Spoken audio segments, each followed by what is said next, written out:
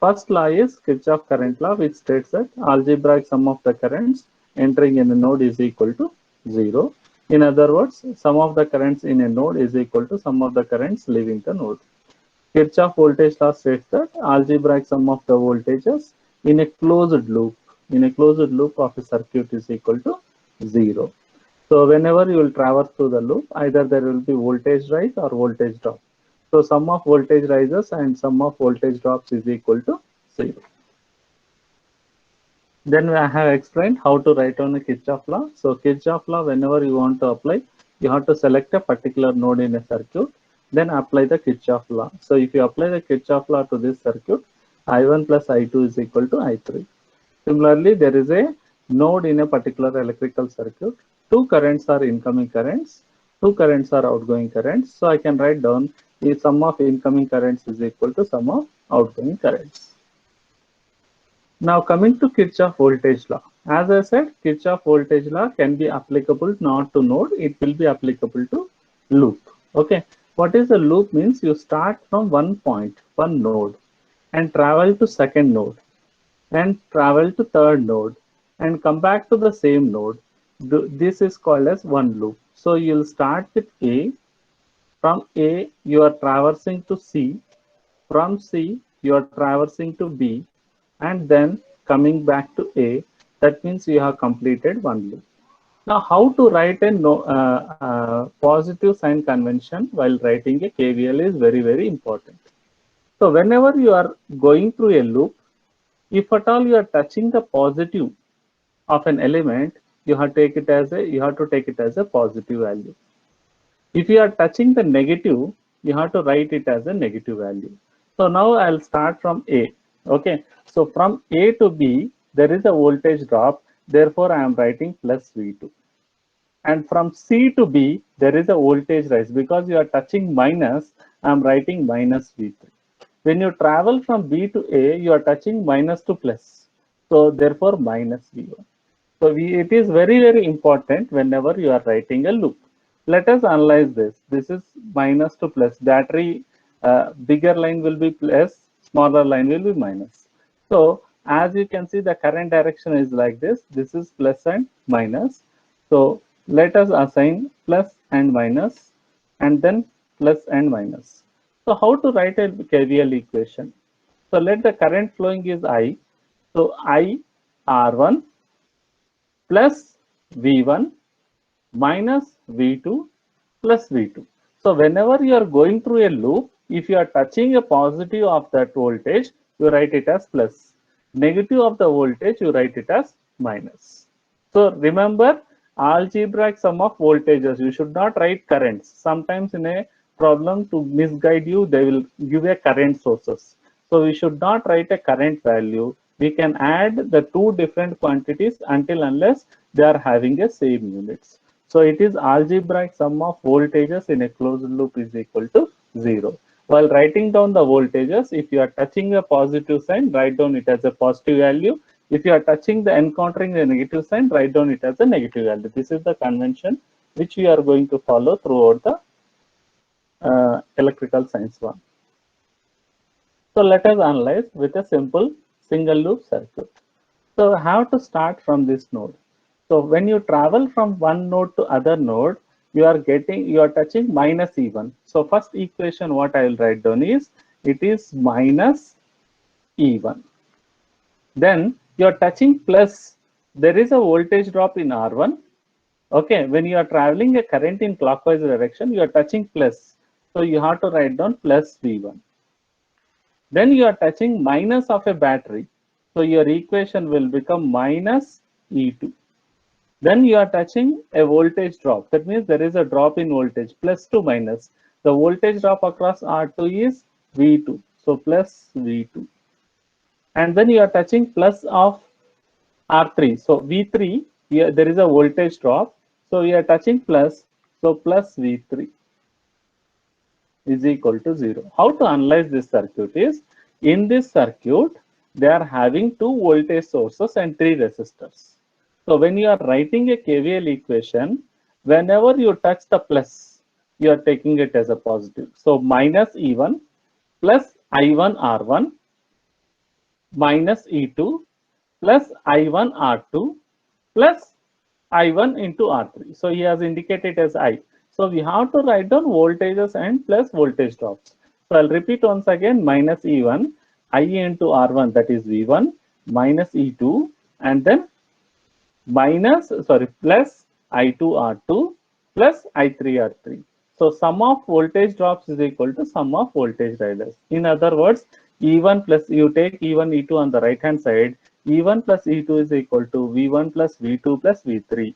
So sum of voltage rises is equal to sum of voltage drops. So first we will try to solve the electrical circuits, which is, okay, you have to determine I. For example, the voltage source is supplying a current of 3 amperes. So the voltage source is supplying a current of 3 amperes. So already the current flowing through this is 2 amperes, which is given. And the 5 amperes will be coming from the current source. Now, as I said, this is one node. KCL can be applied to the node. The incoming currents to this node is 3 and 5. Outgoing currents are 2 amperes and I. So a simple KCL can be applied to solve this circuit. Then 5 plus 3 is equal to 2 plus I. From that, I is equal to 8 by 2. That is, sorry, 8 minus 2.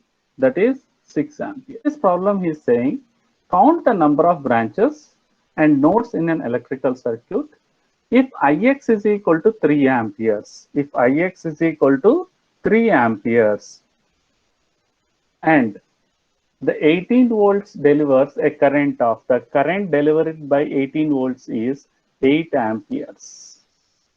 So it is giving a current of 8 amperes and Ix is equal to 3 amperes. Find out the value of Ra. He has seen that if you want to find out the value of Ra, you need to use both Ohm's law and KCL. Amperes is coming like this, and the current Ix as he has given. So Ix is equal to 3 amperes.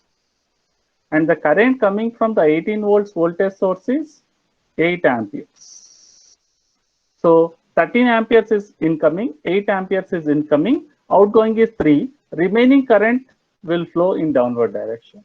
So current through Ra is equal to 13 plus 8 is equal to 3 plus I into Ra. So I through Ra, current flowing through Ra. So what will be current flowing through resistor?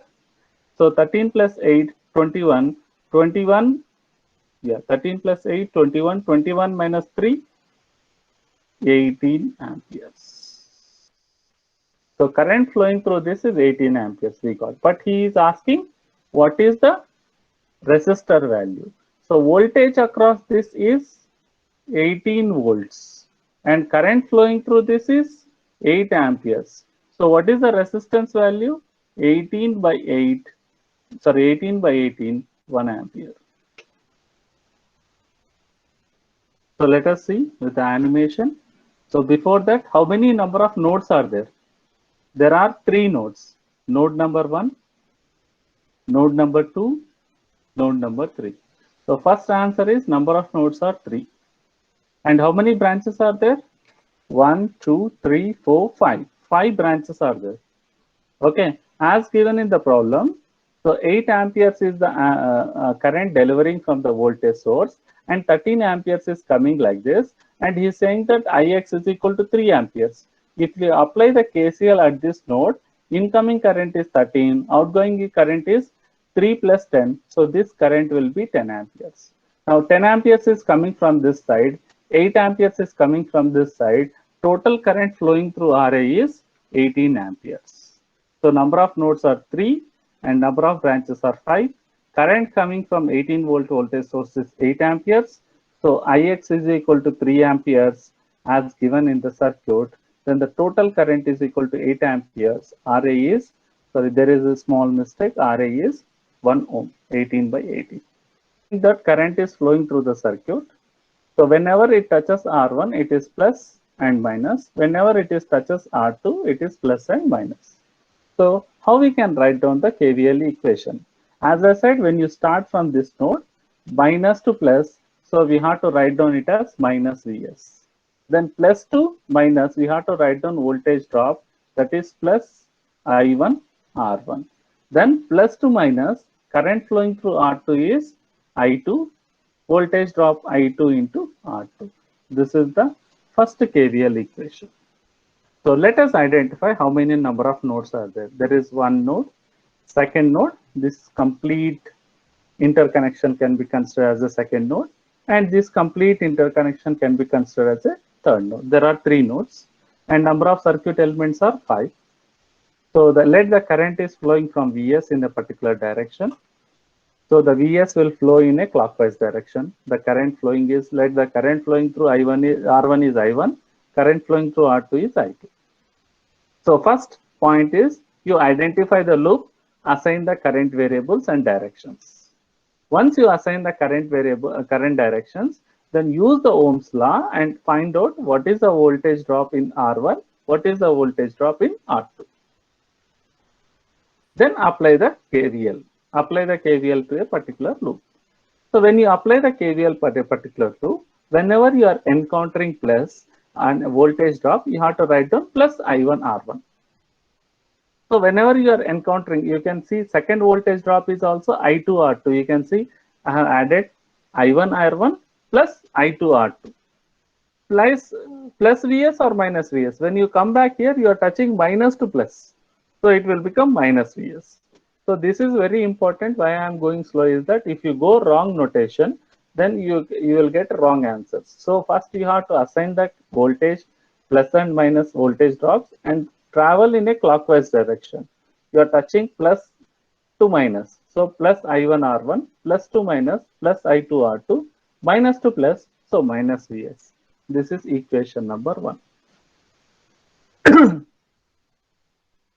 So let us try to find out current VAB, VBC and prove the KVL. So there is one node, 2, 3 nodes. So what is VAB? Plus to minus. What is VBC? Plus to minus. And VCA? Minus to plus. Okay, so the current is flowing from voltage source, traveling through the 2 resistors and coming back. So by applying KVL, we have to write down VAB plus to minus, right? Plus VAB plus VBC minus 12 is equal to 0. So by substituting the Ohm's law, what is VAB? I into 7 ohms. What is VBC? I into 3 ohms minus 12. So I into 7 plus I into 3 minus 12 is equal to 0. From that we can find out current. Once you got the current, you can substitute the current in the VAB. VAB is equal to 1.2 into 7. VBC is equal to 1.2 into 3. So totally VAB is 8.5 volts and VBC is equal to 3.6 volts. Whether it satisfies KVL or not, you have to cross check. So 12 should be equal to 8.4 plus 3.6, which is valid. So like this, we need to apply the KVL for a simple circuit. So let us solve this circuit where we require both KCL and KVL. Okay, as you can see, whenever I have given the circuits, I have identified let the current flowing through the 10 ohms is I1, let the current flowing through this 8 ohms is I2, let the current flowing through 4 ohms is I3. Okay, now it depends upon the current direction. If you are getting an answer I1 is equal to negative value,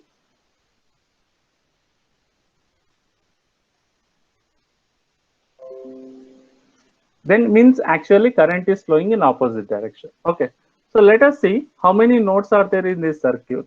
There is one node, another node, third node, 4 nodes. 4 nodes are there. And how many branches are there? 1, 2, 3, 4, 5. 5 branches are there. So in order to solve the circuit, I need to know 3 unknowns. What are the 3 unknowns I need to know? I1, I2, I3.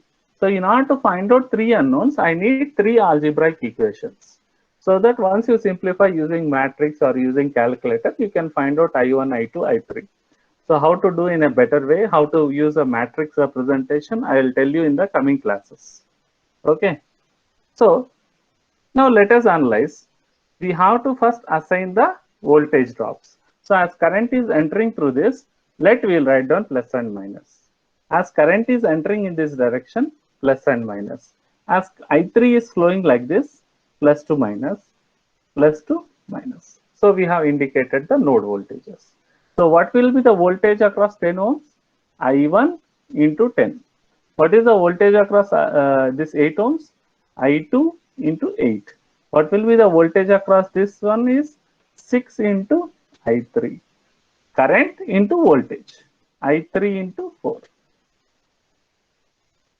Okay. So I1 into 10, I3 into 6, I3 into 4, I2 into 8. So we have indicated the signs and we have indicated the voltage drops. Then I will apply the KVL for the first loop.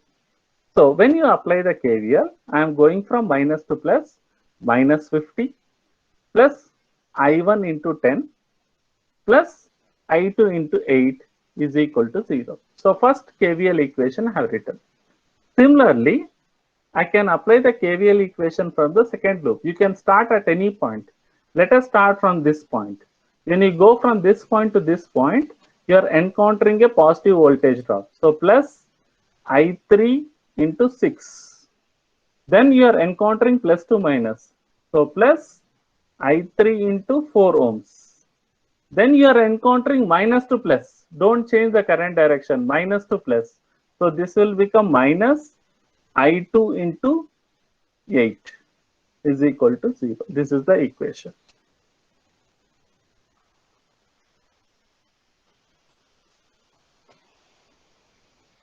Okay, you can see the equation. We have started from this point, minus I2 8, first voltage drop, plus I3 6 ohms, plus I3 4 ohms. So if you just simplify, there are two unknowns. I am finding out I2 in terms of I3. I2 is equal to 1.25 times the I3. Just remember this formula. So two KVL equations we have applied. Third equation will go for KCL. If you apply the KCL at a node, remember KVL is applied across the loops, KCL is applied across the nodes. So incoming current is I1. I1 is equal to outgoing current I2 plus I3, or else I1 is I1 minus I2 plus minus I3 is equal to 0. Algebraic sum of the currents is equal to 0. So from this, I can find out the one relation I1 is equal to I2 plus I3. I1 is equal to I2 plus I3. With two KVLs, one KCL, I got three equations. Okay. So first substituting first KVL equation in a first loop, if at all this is the first loop, I'll get minus 50 plus 10 I1 plus 8 I2. Second equation, plus 6 I3 plus 4 I3 minus 8 I2. Okay, so first equation I got minus 50 plus 10 I1 plus 8 I2 is equal to 0. So then I am substituting the I1 with respect to I2 plus I3. So substituting I1 in this equation, it will become minus 50 plus I2 plus I3 into 10 ohms into I2 into 8 ohms. Then if further simplifying, I will get an equation in terms of I2 plus I3. Then I will take second equation. What is the second equation? When you apply the KVL to the second loop, I can deduce the second equation that I2 is equal to 1.25 into I3. So I am using the second equation. Okay. And one equation I got in terms of I2 plus I3. Second equation also I got in terms of I2 plus I3. Substituting this I2 value in this, on the left hand side, you will get complete I2 equation. That is, so substituting I2 is equal to 1.25 I3, 1.25 I3 into 18 plus I3 into 10 is equal to 15. From that, I can find out I3 value. Once I find out I3 value, you know the relation between I2 and I3. If we substitute I3 in this, you will get I2 value. Once I will find out I2, you know that I1 is equal to I2 plus I3. Then I can find out I3. So thereby, I can determine I1, I2, I3. Once I know I1, I2, I3, I can find out V1, V2, V3. That I will leave to you. Once you know I1, I2, I3, what is voltage across 10 ohms? I1 into 10. What is voltage across 6 ohms? I3 into 6. What is voltage across 4? I3 into 4. And then across this, I2 into 8. So like that, you can use KCL and KVL in order to solve the circuits.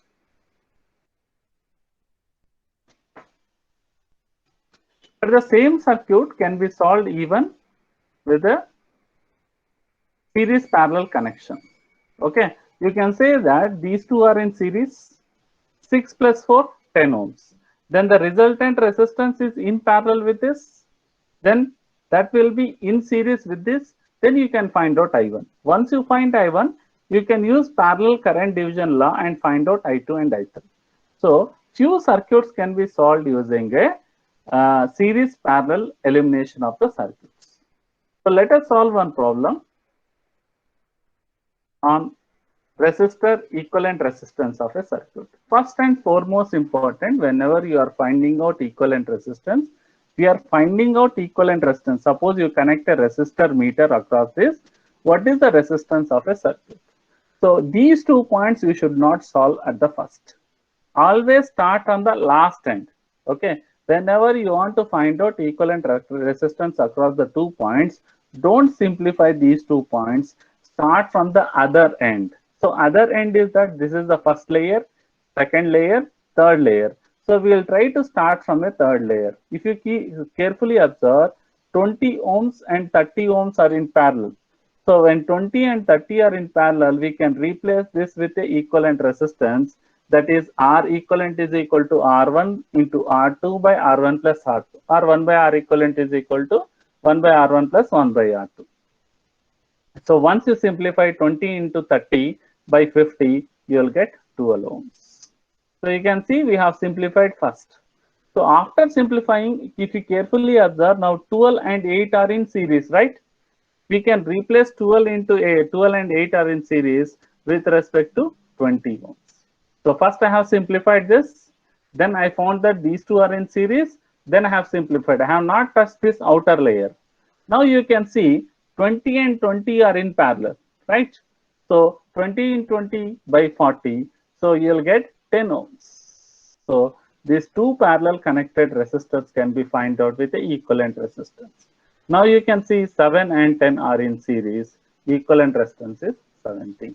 So thereby, whenever the complex problem is there, we can simplify the resistors in terms of series and parallel, find out its equivalent resistor. Let us solve other problem. So as I said, we have to find out equivalent resistance across this circuit. So you should not solve, these two are not parallel. Okay. So you should not do the, you should not assume these two are parallel. First I will do 8 into 10. So first you start from the extreme end, other end. So if you carefully observe, let this is capital A and capital B. 6 ohms is connected between A and B. 3 ohms is also connected between A and B. So if you carefully observe, these two are in parallel. When 6 and 3 are in parallel, 6 into 3 by 6 plus 3, that is 2 ohms. We can replace this. So he has redrawn. First we will redraw the circuit so that these two look like a parallel. Both the circuits are same. So first, as I said, whenever you solve the circuit for equivalent resistance, you start from the other end. Don't start from this end. Start from the other end. First simplify 6 and 3. Then it will become 2 ohms. Now also you don't see from this side. You see from other side. After simplification, these two are in series because same current will flow through 8 and 2. So it will become 10 ohms. Now after this simplification, these two are in parallel. Then it will become 5 ohms. So like that, you can have series and parallel. So I am just recalling that how we can do the same circuit using series parallel. These two are in, I am not starting from this end, I am starting from the other end. If you carefully observe, I3 is flowing, same I3 is flowing from 6 and 4. These two are in series, resultant is 10 ohms. Now 10 ohms will be in parallel with 8 ohms. So 8 into 10 by 8 plus 10, 14.4 ohms. The resultant circuit resistance will be in series with this. Then it will become 24. So 10 plus 4.4, 14.4 ohms. This is 4.4 plus 10. So total equivalent resistance is 14.4.